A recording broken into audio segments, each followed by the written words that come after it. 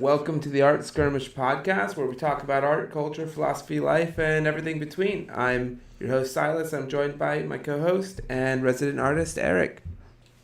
Hi, I'm Eric. We're doing this Art Skirmish podcast. Art Skirmish itself is it's a community of artists who make simple, short-term commitments to start and hit tangible milestones on their projects. So we're aiming particularly at the kind of ideas that you have not yet started on, but they won't leave you alone. You know, every couple of months it just comes back to you like, oh, I love that idea.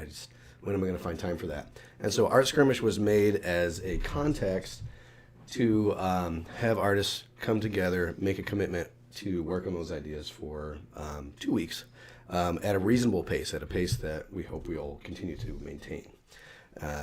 So that is the context for what Art Skirmish is, and the podcast is an extension of that to build a community and invite artists into that, into the Art Skirmish community. And so one of the things that we're trying to do every time is to have some type of live art going on. So you're drawing something today. What are you drawing? We're going to draw Luke's land speeder from Star Wars, but we're going to have, say, after the fact, Jawa's picking it apart in like a pick-apart junkyard kind of thing. If you've seen those, you know, you take all your old vehicles there, and then people can pull them for parts. So we're going to say, what happens to Luke's land speeder years later? So in order to do that, you're kind of combining your own ideas with an existing IP, which is a little bit different than creating a character from scratch. So how do you go about that to make sure that it's distinctly your own and yet reflects the original source? That's excuse me, that is a good question, and it's a challenge. It's a challenge that kind of comes through in a lot of the concept work that I do.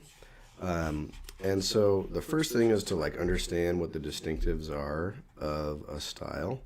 And this is something very early on in my art career, I made this a choice to not really try to find my style. You know, that's like this kind of common, I don't want to say trope or whatever, but it's a common thing that comes up with artists. You know, like, well, what's my style? What's my voice? And, you know, I'm working on developing my style. Well, we can talk more about that in the general, but to answer the question, when I began, I realized that these different projects that I'm working on, they all kind of come to different conclusions. What's that? Light on. Oh, okay, yeah. They come to different conclusions or different methods of communicating the same things, right? So learning a style is learning, well, what kind of language are they using? Visual language are they using to communicate form and shape, or even just emotional responses that you want in the audience? And some of that has to do with limitations, like what are you not allowed to do? And then a lot of it, again, coming back to artistic style or voice, that's actually it's a good analogy. It's almost to the point where it's actually not an analogy, but it's almost literal, that the visual arts just being an extension of language. It's just another way to communicate. You know, instead of chirps and grunts and sounds coming out of our mouths, it's just things we're seeing, and we interpret those things as having meaning. And so if you think about that, like someone's giving a speech, what makes them an effective speaker? Well, you don't actually have to do it the same way for it to be an effective speech, but it's got to be appropriate to the audience. There's authenticity there. You know, you could have a kind of low, mellow tone, or you could have a really excited tone, and depending on intonation, word choice, and timing, and all those different factors of it, it can land or not land. And the same is true with the visual arts. So, excuse me, your question, going back to it, I know I'm long-winded and always find the long way around. um, the question was finding the style of the franchise or the intellectual property, and then finding your own place within that with your own kind of approach to it. And so I think about it like that. It's like if you have a certain tone of voice or certain things that you topics you like to talk about, ways you like to say things, certain idioms, or like you say a lot or whatever, stutters and a cadence to it. But you also know how to be. You also know how to have a professional demeanor, right? So you can change those things. It's not just whatever comes out is what comes out. So yeah, for my own work, when I work on these things, I always start with what are the rules of this style and this intellectual property? How do they solve certain problems? Like what techniques do they lean on? And then for your own voice in it, a lot of that comes down to the choices you make within the set of choices that you're allowed to make, if that makes sense. Yeah. Yeah. And so one thing that I find interesting from your process so far, if I was drawing it, again, I'm not an artist, is I would start with a pencil and outline the land speeder or whatever the shapes are, and then work on filling in the details. Obviously, you're not specifically doing that. So what is it that you're doing, and why not start with an outline of the shapes? Well, an outline for me takes a lot longer Okay. than just doing a block in. This is one of these like little rules that. So this is called a block in. Yeah, you could call it that. I'm sure there's different names for it, but if you call it a block in, most people would know what you're talking about. Okay. So one of these like rules that I have subscribed to is to use the largest tool available to fill an area. Okay. So if I'm going to get the like mass of the land speeder, then it's going to be kind of sized to the size of this chisel, if that makes sense. Okay. And there's some reasons for that. Basically, just at the end of the day, it makes it cleaner, more kind of concise. So if you're doing an outline, like if I were to start here and do like that's the top of the land speeder, and then here's the windshield, and then we'll go to the front there, go underneath, and here's the other. So is each of those blobs right now a different land speeder? You're gonna thumbnail sketching it? Is that Yeah. So what I'm doing here is I'm trying to wrap my head around the form, get very comfortable with the proportion, get comfortable with it in different perspectives, right? So, if this is one land speeder here, right, and then I'm thinking about this turn of the form there, and then the top side, and then you got our windshield here, which is a little longer, more of a bubble than I depicted it in a lot of these. So yeah, the reason for doing this is to really identify the misconceptions of the form, and then rein all of that in. Okay. So you're capturing a little bit of the shape of it in each of those, and then you go on to your next draft. Yep, and changing the angle just helps me wrap my head around it. Okay. And one of the things that we wanted to do this week was to theme it after Star Wars, and this hopefully will be a 2-part episode where Eric will start the drawing with pencils, pens, markers, and then transfer it to the computer, which is really your specialty, right, Eric, which is digital painting. Yeah. And so you'll be able to see the process start to finish, and anything we can't finish in the podcast, we'll finish offline and keep a time-lapse recording of it so you can see the entire process start to finish. So also we want to throw in some information and some knowledge about Star Wars here. So how well do you know Star Wars? So in episode 2, The Attack of the Clones, there's a famous boy band that appears at the end of that movie. And I think you've already read these notes, Eric, and Are they- I think you knew this already. But it's in sync. The entire band appears as extras in that. An easier one is who is the only character to appear with a purple lightsaber? Oh, softball questions right there. Yes, and it's a softball So question. Mace Windu. Mace Windu. Do you know why he ended up getting a purple lightsaber?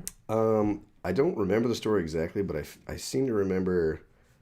Was it like the actor just told him that's what he wanted? Yeah. So Samuel L. Jackson, he approached George Lucas, and he wanted to be an extra in Star Wars because he loved George Lucas's work and he loved Star Wars. And so George Lucas invited him to his famous ranch, and then he said, "Well, we actually want you to be one of the main characters in the movie." And obviously he accepted. Hey, flattery goes a long way, you know. And then he simply asked for a purple lightsaber because he didn't like the blues or the greens. So yeah. Better. Why not ask? And it makes him distinctive. It is. Stands out. And now there's a whole bunch of legend and lore about the purple lightsaber, but it started with a request from Samuel L. Jackson. Well, see, now that stuff I don't know anything about. The backstory, the purple lightsaber backstory. Right. Certain special kyber crystals or something. Right, exactly. So, which Star Wars actor was permanently banned from all Lucasfilm events? Okay, this I don't know. So I did start looking at the notes and your questions, and I thought, you know what? If I don't know them, I don't want to find out. Yeah. So I don't know, but do you want me to take a guess? Yeah, take a guess. Okay. Permanently banned. You kind of have to wonder, like, why would they get banned? I know George Lucas isn't that kind of person. At least he doesn't come across that way. Banned. I can't imagine that it would be like Mark Hamill or Harrison Ford, because they're like the mainstays, right? Yeah, and especially Mark Hamill. He's the spokesperson for the but you know, OG franchise. I can't say.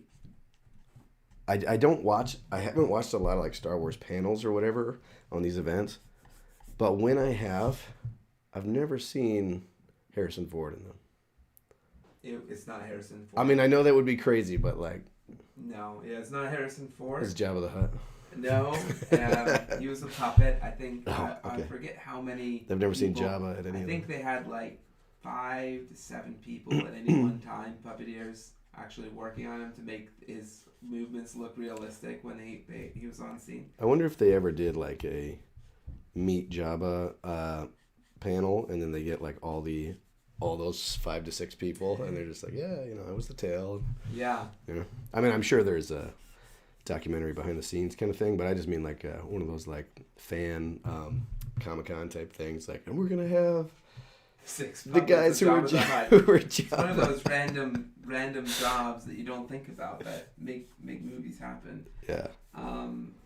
And it's actually David Prowse, the actor who played Darth Vader in the original trilogy. Oh, that makes sense, because he was so mad about like they took his voice out and. Well, yes, and then he didn't get to be on scene, I believe, for when Darth Vader is, he's unmasked, right, and all of that, and he thought he was very important to the franchise, which clearly he wasn't.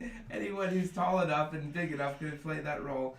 Nonetheless, because there was so much unpleasantness between him and everyone else, he was not allowed on the set anymore. Can you imagine that? I mean, like, not that I'm.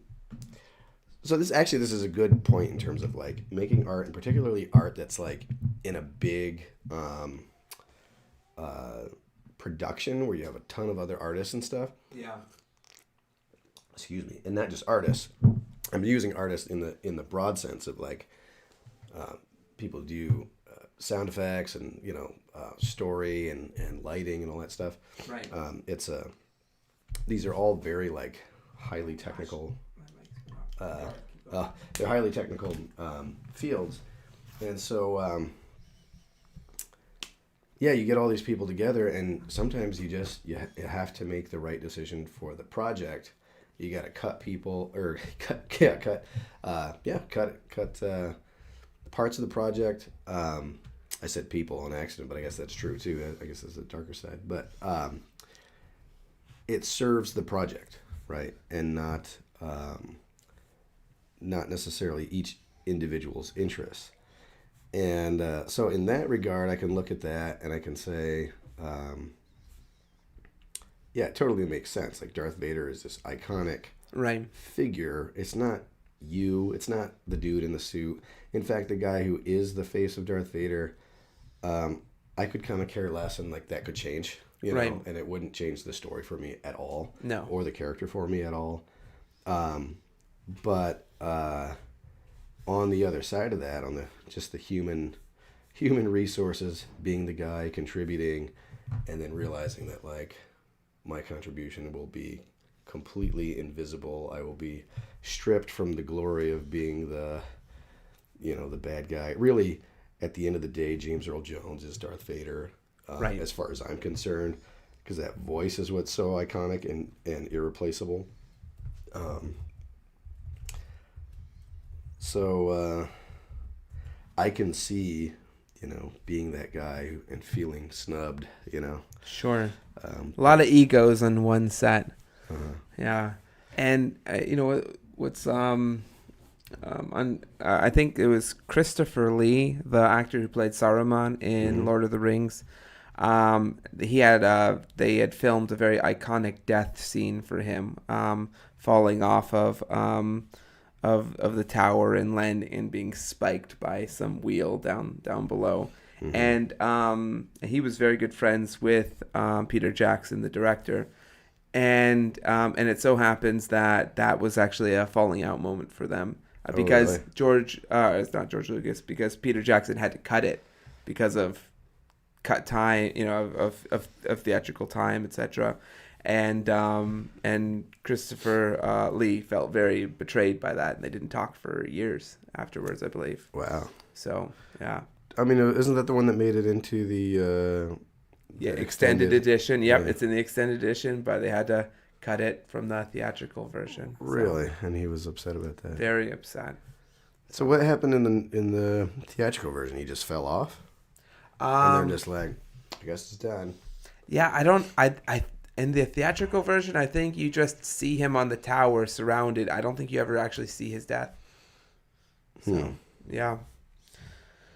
So another question, in which movie does George Lucas make a cameo? It's got to be one of the new ones. I don't remember, but I'm going to say, is he like one of the senators or something in Attack of the Clones? Yes, he is. He's in episode 3. Not Attack of the Clones. Episode 3, Revenge of the Sith. Okay. He's a Pantoran senator with blue paint on his body. They really sneaked him in there. He goes Blue Man Group for his own film. Which character was originally envisioned to be a dwarf species in the original trilogy?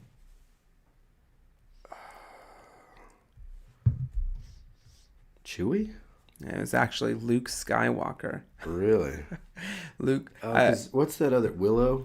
It's kind of like that kind of idea. Yeah. So, I don't know what the idea was, but that was what they were. Apparently, that was one idea that was kicked around. Either make all of the cast full Japanese, or make all of the cast dwarves or small people. Mm-hmm. And that's not what happened in the end, but that would have really changed the movie. That's for sure.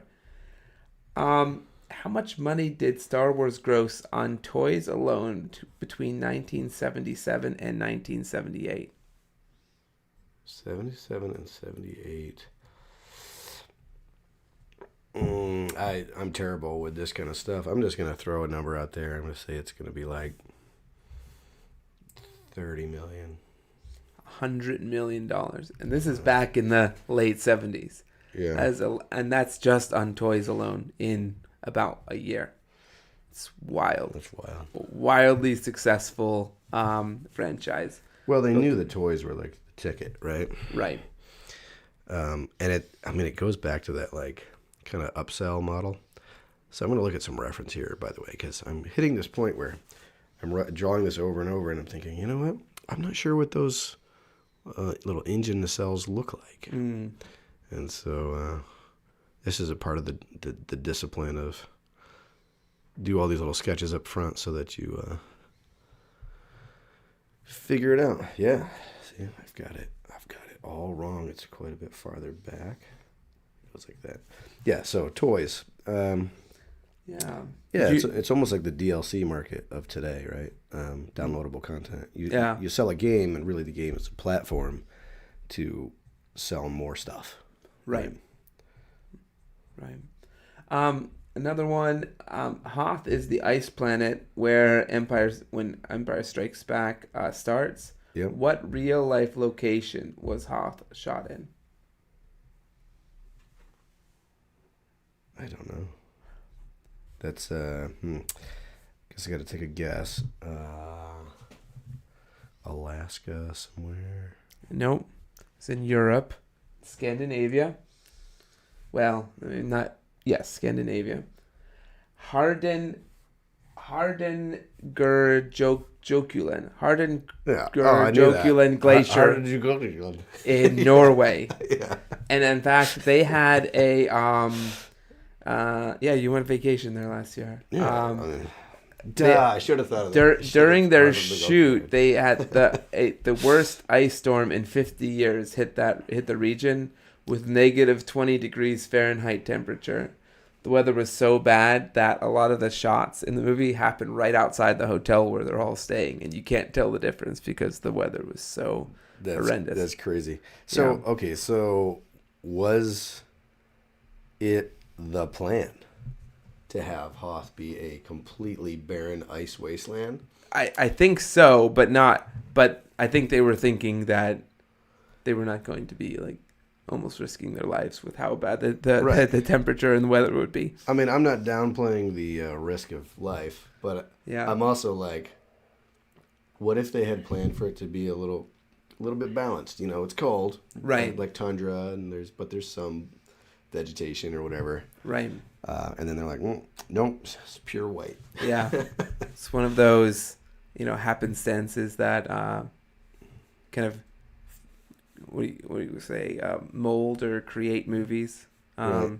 Yeah, I guess you're out of their control. Yeah, I guess art is like that sometimes, whether it's a deadline or a particular set of constraints that is put on you. Have you ever created something that either you're proud of or was unexpectedly turned out in an unexpected way because of kind of third party or unforeseeable circumstances? So I know that I'm gonna struggle to find the exact example and say this is the one time or whatever and tell a story. Yeah. But I would say all the time. Like that's just a norm. Yeah. I mean, to the point where it's kind of like an ingrained belief that constraints are what make you more creative. Yeah. Like there's a problem and you got to figure out how to make something work and be interesting and engaging. Yeah. In spite of that problem, and then sometimes that problem forces you to do something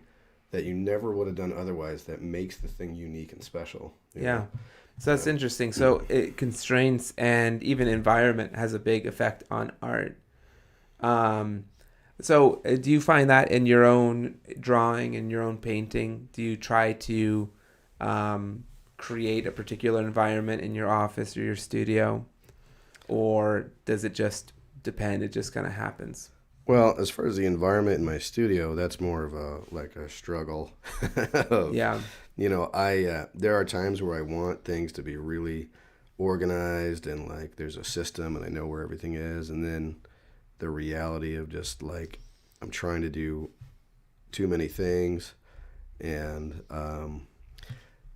I've got 3D printing and airbrushing and digital stuff and traditional painting and all this stuff in one space, and it all wants its own space, but it can't have it yet, Right. And so the bleed over with all of that ends up being kind of chaotic. And I would say I don't necessarily thrive in chaos, right? But I'll have to admit that a lot of the time, if you were to come into my office, it would just be like stuff everywhere. Yeah. And I've heard people say, artists say that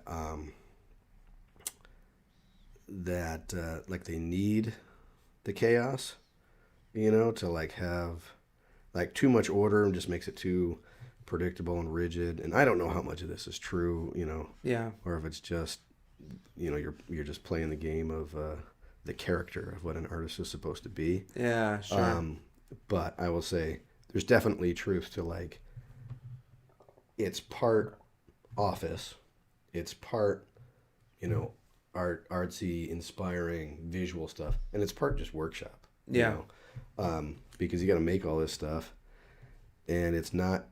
A lot of times it's not going to be neat, and a lot of it I think comes down to every project is different, has different demands, so you need you kind of need to pool different resources, and you can't just have like a one size fits all unless you're doing a very systematic, like I paint landscapes. So like for example, I'm not going to rip on Bob Ross, but take Bob Ross. Can't rip on Bob Ross. He does the same thing. He has the same setup. It's very predictable and straightforward. And sometimes you might introduce some new things or whatever, but there's a system to it. Where you're doing a lot of different kinds of things. Right. Particularly because that's the nature of what's going on there. I'm not selling a copy of something. What I'm selling is the service of doing something unique and tailored to the client's need every time, right? So I'm gonna make this one a little extra long there. Yeah. So one follow-up question on that. I know actors, for example, they'll, they want to become the particular character, right? So they'll, lock themselves in the hotel room and pretend to be only that person, demand whenever they're on set that everyone addresses them only by the name of that character, and to talk to them so that they stay in character. Or if it's a tragedy scene and they want the tears to be real, so they'll actually work up those emotions in themselves. They start thinking about. Yeah. So do you, if you're trying to depict a particular emotion through your art, do you try to mimic or imitate that that same emotion in yourself? Generally, no. Okay. Sometimes yes. It depends on the work, and also the kind of emotion that you're asking about. Yeah. Is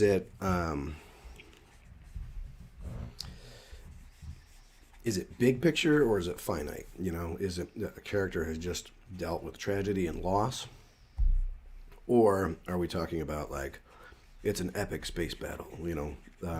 Yeah. So maybe there's that sense of you're trying to get like dramatic tension. Mm-hmm. Yeah. So that sort of thing is easier because you just throw on a Hans Zimmer or some kind of like dramatic music. Yeah. Well, do you actually do that then? Or?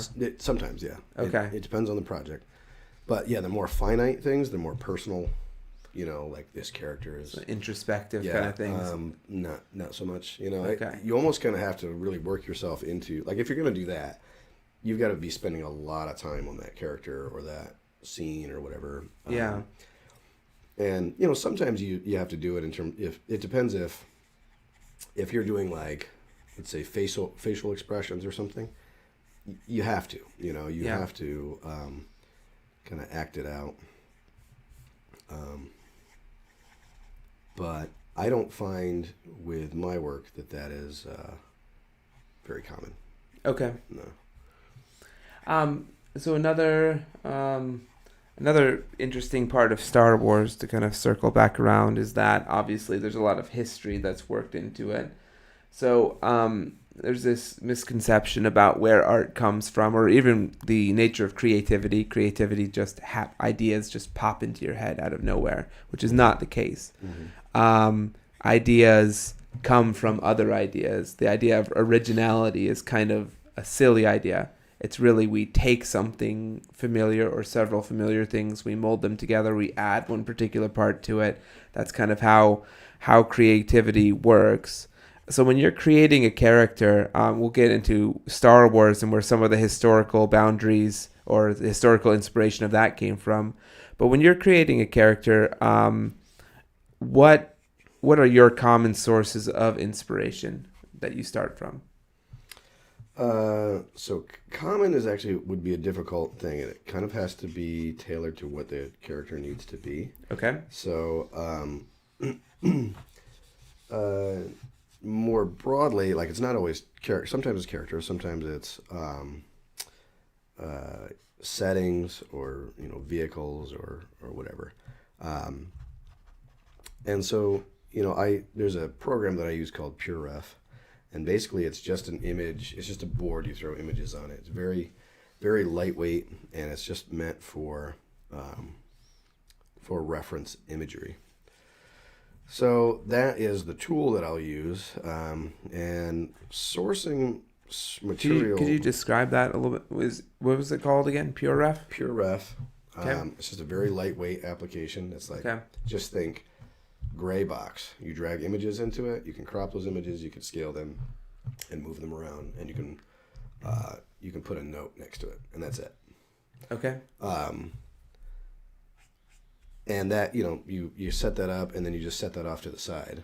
So generally, I'll think, what does this project require me to like? What does this make me think of? That's one of the first things. So it might not be related to, like if it's Star Wars, for example, I'm not just going to go look up like other Star Wars stuff, right? Yeah, sure. If there's a specific, ask there, like, okay, we're going to do like this scene, for example. One of the first things I think of is this junkyard that I took one of my cars to when it died. And it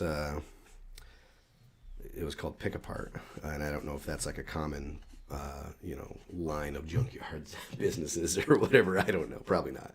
But anyway, the gist of it was they give you $100 or whatever for your piece of junk, and they come tow it, and it's off your hands. You don't deal with it anymore. They just have a huge lot. They throw all these things there, and then people come through, and for like a very low price, they can just walk through and pull parts off of cars, and then bring it to the desk and say, "Here's what I got." And then, okay, that's $50, and you walk away. Yeah. And so when I think about this scene, that's the first thing I think of, and so that I would pull personal experiences then. Yeah, and I would pull reference for that sort of thing. Cars and junkyards, old. Classic cars, there's certain things I see in this form that are like, okay, yeah, that's kind of pulling from that old car design with a really long front hood, for a big engine. At the time, that was kind of what they had. Yeah. And, now things are different. So that might start me down another track of like, okay, well, it's not just any car in a junkyard. It's not just a junkyard. It's that era, that design motif, and then like these like engine looking things.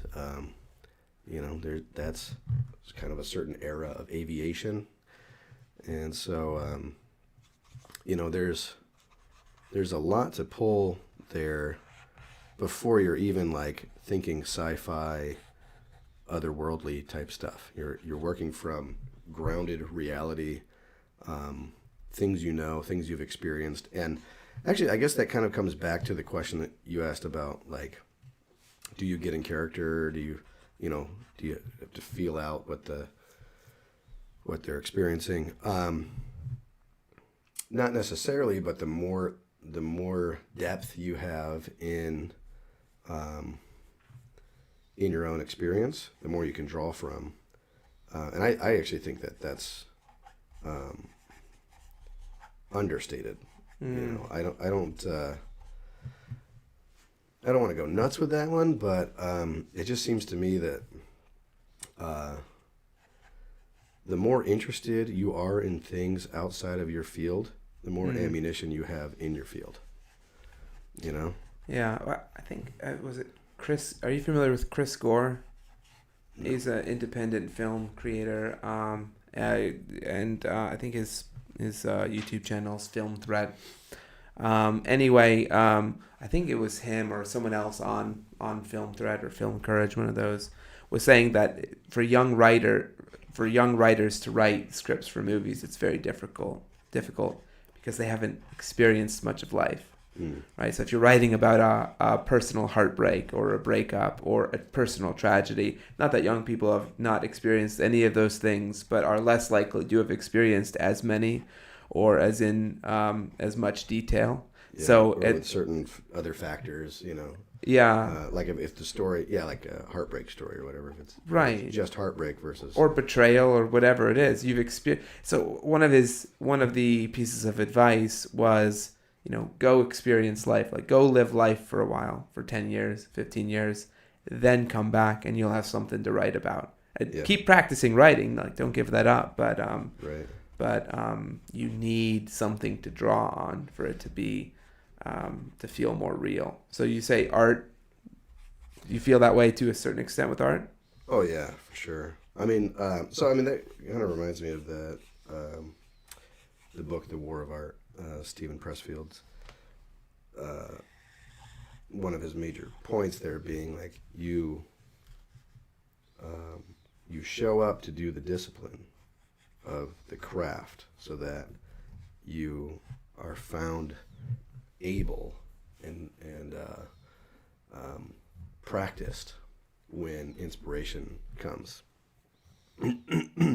So I think it's the same thing. Like it's not like oh, you're too young, don't do anything. Like I wouldn't say that at all. And certainly you practice the things that interest you, right? I think that's what has informed me.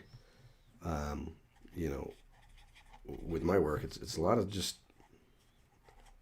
even silly things that over time have interested me. But you give it the time of day, and you practice it. Let's see, should we have a sand crawler in the background? I need to look one of these up. Even though it's a pretty basic shape. So transitioning into some of the historical basis of the movies, where did George Lucas's idea come from? One of them was the space cruiser battles were modeled after old school Navy battles. Yeah. Darth Vader's helmet is from a samurai helmet. Obviously, a lot of inspiration from Nazi Germany. Stormtroopers were the names of Hitler's forces. The imperial uniforms of the empire, very similar to the Nazis' officer uniforms. Even the proper or like the British accent in the officers. Yes. Like empire, Exactly. The rise from Chancellor to Emperor of Emperor Palpatine, very similar to that of Adolf Hitler. George Lucas, interesting, and I'll phrase this as a question. He said that Palpatine was actually encapsulated or based off of one specific historical figure, but it wasn't Hitler. Do you know who that is?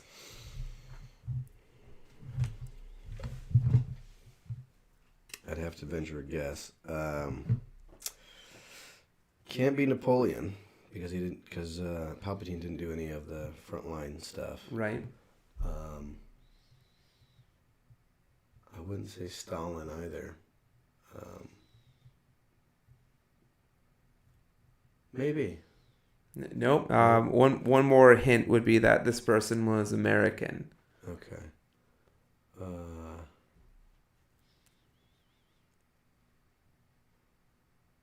I don't know.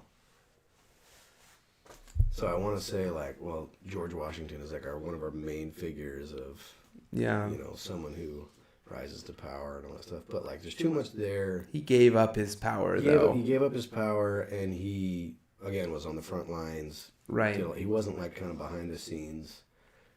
Yeah. Richard Nixon. Really? Yeah. He said George Lucas said that Palpatine was actually Richard Nixon, who went past the Senate in order to start the Vietnam War. Interesting. Yeah.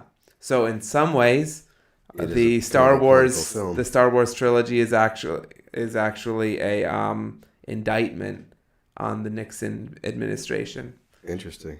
Although, what's interesting though is that it's obviously not the only theme or the only thing going on. It's a good story, and so if you're going to do that type of thing in your art, if you're able to do that subtly, because when you hear it, you're like, okay, I can see that if that was what he was trying to do. Sure. But it didn't come across as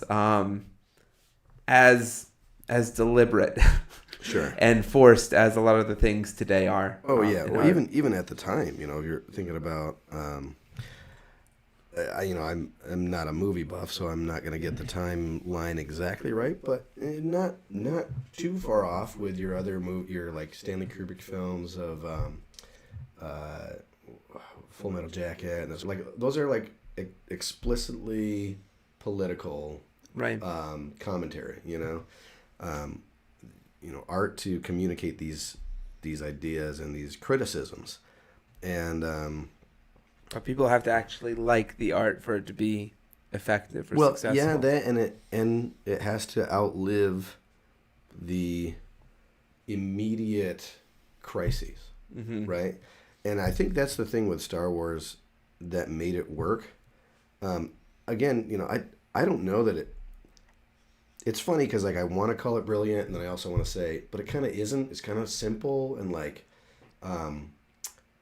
the characters aren't super deep. The dialogue isn't super deep, Yeah. But I think what makes it work is that it has these like, timeless, human interactions. These kind of timeless archetypes, right?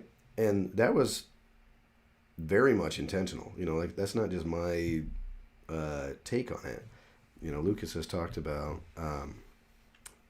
looking through mythology and finding like the commonalities and saying this is a human story. Yeah, it's a good versus evil story. Mm-hmm. Yeah, absolutely. And when you go to mythology or other bits of history, obviously the Senate, Republic, and Empire, and a lot of other elements come from the ancient Rome. And obviously you could see the fall of the Republic very much mirrored in the fall of the Roman Republic, and it being eaten up by the Empire with Julius Caesar, and then the Jedi Knights, which is this was something I definitely did not know, are modeled after the Knights Templar. So the Knights Templar had a 12-member council headed by a Grand Master. Sound familiar to the Jedi Knights? They were austere, devoted, and pure. At least that was the perception of the Knights Templar. You will not be appointed to the council. Similar hooded robe outfit. In 1307, we all remember Order 66, right? Am I getting that right? Right? Yep. 66. In 1307 A.D., France's King Philip IV destroyed the Knights Templar after arresting hundreds of them and tortured and killed them for heresy. So there's even a kind of a mirror there as well. So yeah, a lot of it. Those are only a few. Obviously, I think we could go on for pages and pages of all of the different little historical bits and context. But it does kind of make things richer, and also is a good reminder of, again, creativity. You don't have to come up with things from nothing. Take things from other places, repackage it in an interesting way, and in a coherent, cohesive way. Yeah. Well, it's not just repackaging. It's I think it's extracting, like, what did you get out of that? Yeah. Right? Like, because I get that when I read history, or I'll watch, it's one of my favorite pastimes is to watch YouTube, like, breakdowns on different historical battles, or, like, the politics behind it. Because sometimes about Waterloo, but, like, what were the politics that led up to those events? What's the stuff going on in the background? Yeah. And those things are, like, so interesting to me. And then when you start to dive into it, it's like the light bulb goes on, and you well, I guess you just call it inspiration, right? It's like, Right. this really happened, and there's just all these different facets to it, and all this, like, betrayal and intrigue and all this stuff. And I think you start to extract that. Like, this is the feeling that I got out of that. This is the value that I see in that. Yeah. And that will seep its way into your stories because, and your art, because that's like what you see and what you care about, what you like, right? And you can't get around that unless you're making art that you hate. You're Right. gonna make stuff that's inspired by your own personal inspiration. Right. So now we want to transition into something, I call it a draft, which is a lot more lighthearted.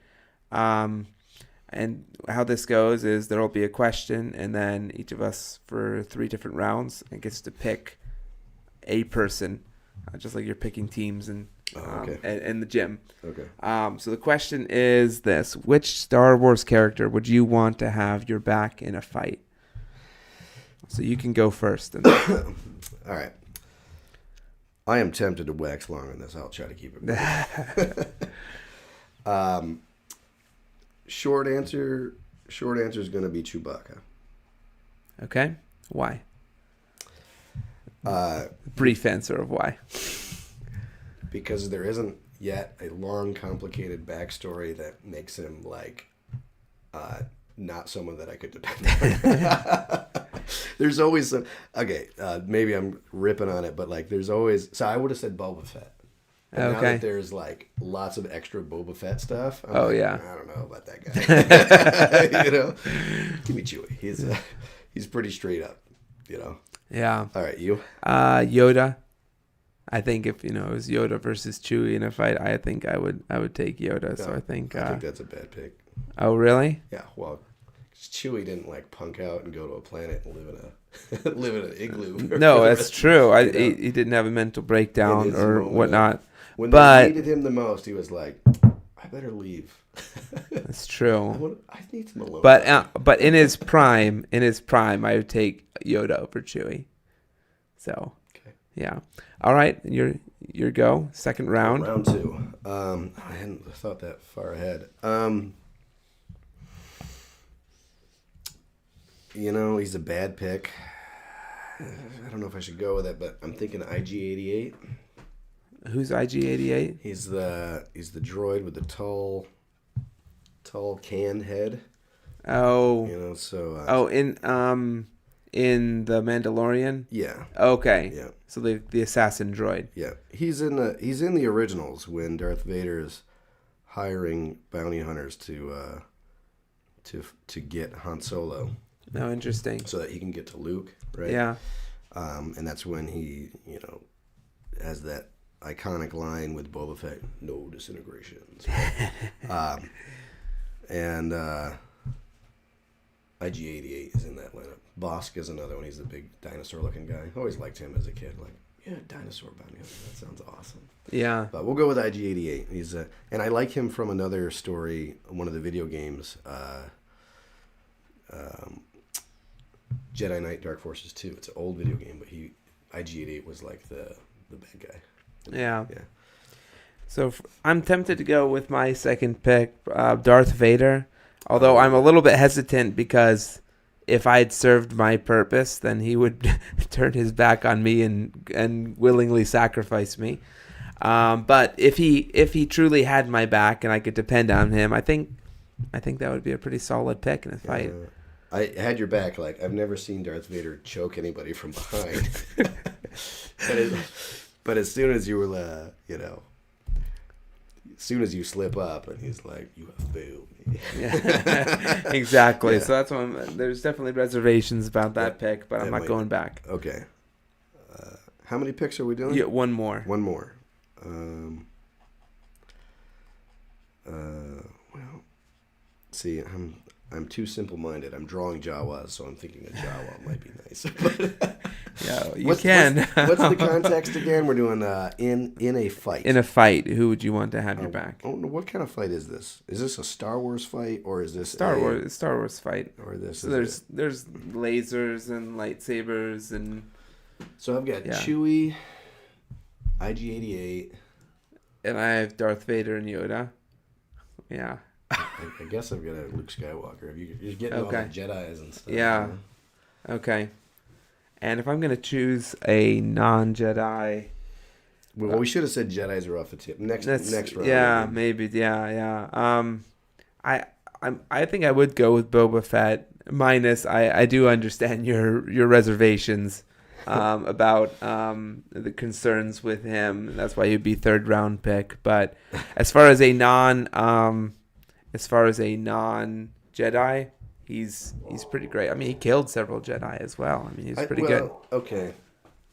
I think it's he's able to fly and all that with his jetpack. A little bit of a shame that that despite all of our efforts in storytelling to make Boba Fett even cooler, he's now a third round pick where he would have been like number one. Oh, I know. You know? I know, and it was all because of that. The book of Boba Fett, unfortunately, undid a lot of the mystique and the. So hey, he was such a cool bad guy. Now he's like soft-hearted. I was like, I don't want a soft-hearted. I want him to be bad guy with a sense of the moral, right? Right. Well, yeah. I will admit that I have not seen the book of Boba Fett. Yeah, you're not missing much. I watched one scene. Yeah. Somebody showed me the Rockabilly gang on their little bikes. Yeah. And I was like, this is not for me. No. I'm pretty sure I'm not going to enjoy this. It was made for the modern audience, but not for you. Yeah. Okay.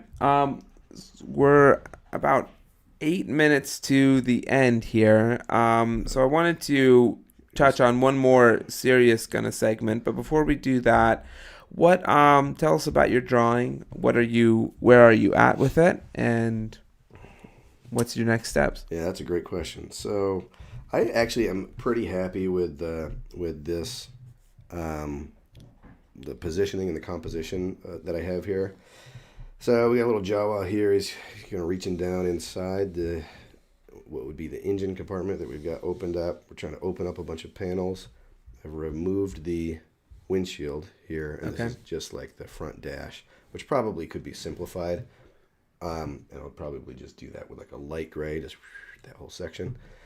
Couple of Jawas around here. The parts kind of separated, and then this back here is a little.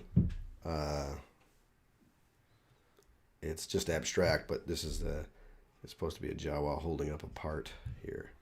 Okay. And so at this stage, I'm still only working with a C3.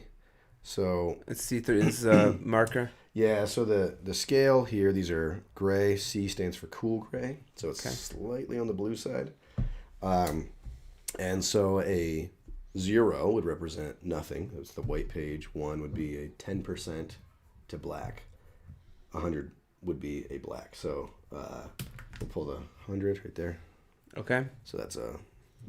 So the 3 is the shade. Yeah. So it would be 30%. 0 white. Yes. 0 is white, 100 is black. Yeah. Okay. So we're still only at 30% here towards black, but I want to be careful. Experience has told me you keep this section of the drawing really light, and then when you come in with the black, everything gets really punchy, right? Yeah. But we're kind of doing a build-up here because I'm working solely in marker and not with pencils. I have to kind of get my block in, like the general shape of what I want to see. Yeah. And then I do a second pass where I start to refine and define things, but I'm also thinking a little bit about shading at that point. Not too much, because I don't want to get locked in with, what's that line from Napoleon Dynamite? I spent 3 hours shading your upper lip. Yes. It's true. It can happen. So what you want to do is be thinking really mainly about the forms, defining really what I'm seeing. You start with abstract shape, and I think that's where the image has its strengths, is in like what are the major shapes. Is, for example, we've got these Jawas, they reference each other, but what we need to do is have a little bit of diminishing sizes here, so that will give us variety. It would also give us scale. Okay. And so if they're all on an equal plane and they're all equal size, it's kind of boring. Another way you can get around that is you can lump them together. So I've put like 2 Jawas here, and I could even maybe put in a third, right? Maybe he's handing a part down to someone down here, right? And so now you've got this, like, this all reads as one cluster, as one shape, rather than like these individual elements that are just kind of laid on the page in a boring way.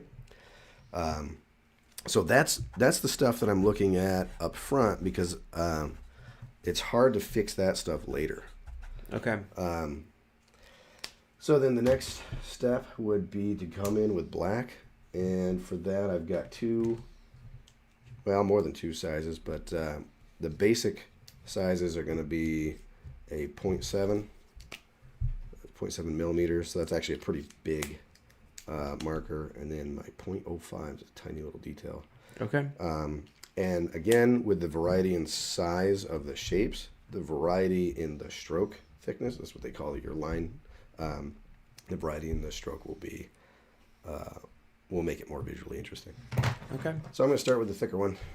Cool. And how much time do we have? Just a few minutes? 3 minutes, but I guess we can finish our post-production meeting. Actually, looks like I grabbed the small one. In fact, the last segment is definitely going to take more than 3 minutes, and I think it's good to end on time. So I think we'll end it there. Next week, we're planning on doing another Star Wars themed one. We have topics such as what is the inspiration for artists from Star Wars? Why is it so popular? And why has it inspired so much art, kind of as a work of generative art, and some other topics as well. So thanks so much for joining us. Thanks for listening, and have a great